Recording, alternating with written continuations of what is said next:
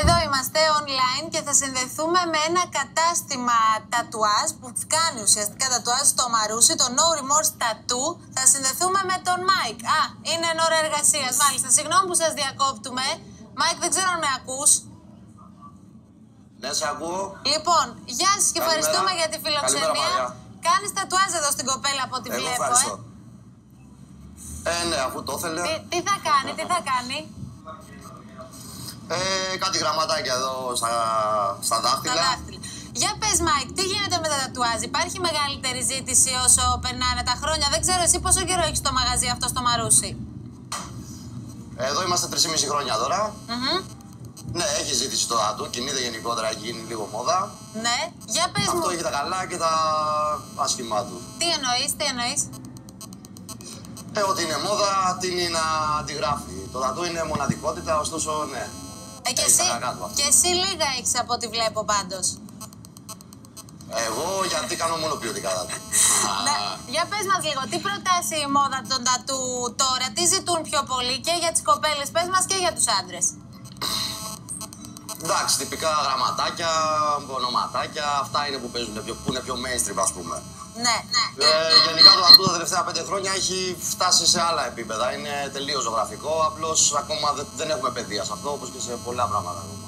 Υπάρχουν αρκετοί, Μάικ, που λένε θα πάω να κάνω κάτι μικρό, ένα αστεράκι, ένα γραμματάκι που λες και εσύ και μετά αυτό το πράγμα συνεχίζεται. Το βλέπεις να συμβαίνει συχνά?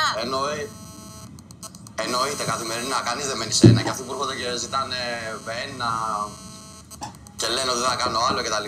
Δεν υπάρχει αυτό το πράγμα. Είναι να μην κάνεις την αρχή δηλαδή? Συνήθως, ναι, είναι να μην κάνεις την αρχή κανονικά.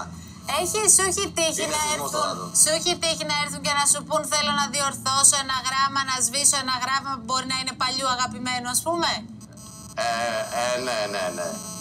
Τα cover up είναι καθημερινότητα εδώ πέρα.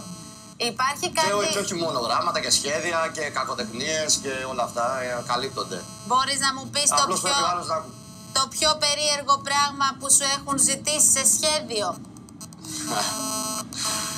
Σε σχέδιο. Σε σχέδιο μου έχουν ζητήσει σήμα εταιρείας αεροπορικής, ας πούμε. Σήμα εταιρείας αεροπορικής, μάλιστα. Ωραία. Ναι, κανονικά.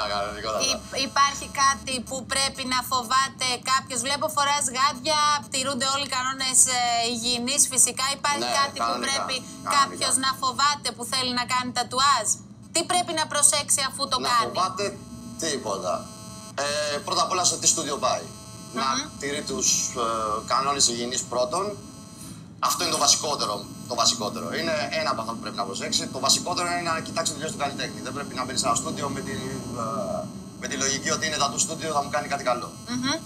Πρέπει να μπαίνει σε ένα στούντιο με τη λογική να δει τι δουλειές κάνει ο καλλιτέχνης που θα... Εγώ πάντως θα σας αφήσω τώρα να συνεχίσετε τη δουλειά σας εκεί. Την κοπέλα τη βλέπω πάρα πολύ άνετη, βέβαια έχει κι άλλα, οπότε δεν έχει πρόβλημα. Ναι, καλά. Τη βλέπω πολύ ήρεμη. Λοιπόν, Μάικ, θα σε ευχαριστήσουμε πολύ. Είναι ο που λέγαμε πριν. Να σε ευχαριστήσω πολύ για αυτή τη σύνδεση.